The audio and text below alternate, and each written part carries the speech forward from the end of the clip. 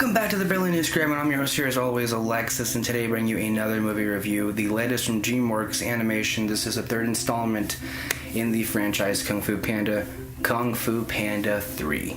Kung Fu Panda 3 is directed by Jennifer Yon Nelson and Alessandro Carlani. Jack Black as Po the Panda, joined by Justin Hoffman, Angelina Jolie, J.K. Simmons, James Hong, Bryan Cranston. Po is reunited with his long-lost father, voiced by Bryan Cranston, in an epic family reunion of sorts.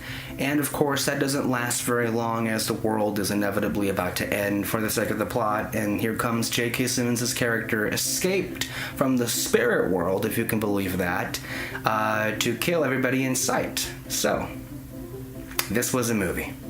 This is an actual enjoyable animated movie that I don't think many people were expecting. The trailers didn't seem to leave that much of an impact or impression, and the fact that it was being released in January of all months, which is known as the place to dump movies, didn't exactly give any confidence to expect anything worthwhile. The first two movies were really well done. And after seeing the movie, I was pleasantly surprised because this does stand up there with the first and second movie. It's another Kung Fu Panda movie. I think this movie gives about what a Kung Fu Panda fan would want in the third installment.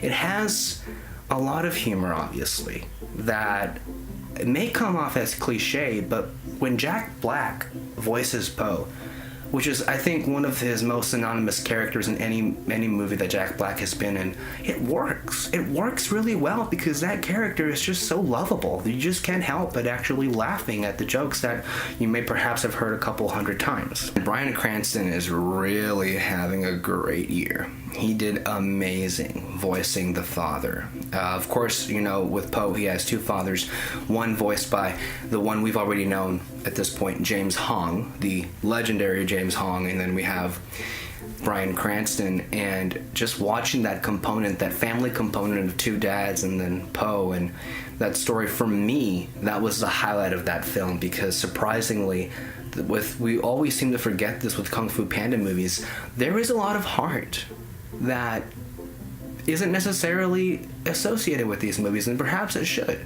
because every single film has that component, and I really think that it lands emotionally with many people. And as far as the plot goes, it's pretty much by the numbers, and there's only so much you can do with it.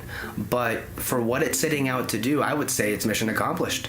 Especially when you have a fairly decent villain, voiced by J.K. Simmons, and I'm pretty sure he has to thank Whiplash for being casted as a villain. The animation has a very unique style onto its own. Not that it's 3D animated, but there are certain cutaway segments that really embrace the days of old, especially with its background in Chinese, and you can definitely see frame by frame that people are passionate about this project, and I think that's what I'm most impressed with, that we're at a third installment at this particular franchise, and people are still as invested as they were the day that they started with Kung Fu Panda.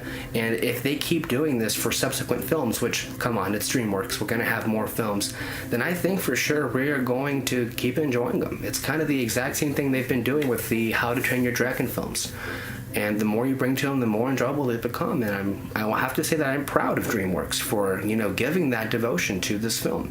We are all so often confronted with third installments that ultimately end up leaving a bad mark for the franchises. But I think we're finally leaving that era behind. And I'm just happy that this movie was an absolute success. So go out and watch Kung Fu Panda 3. This is a BNC, the place for all things movie news and reviews.